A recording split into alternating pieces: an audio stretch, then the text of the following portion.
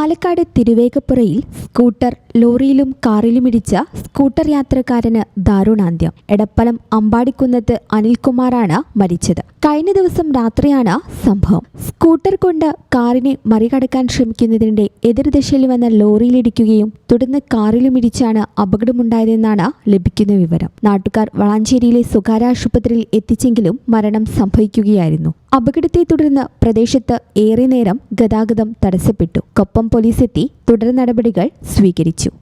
ഈ channel news Thiruvegappura.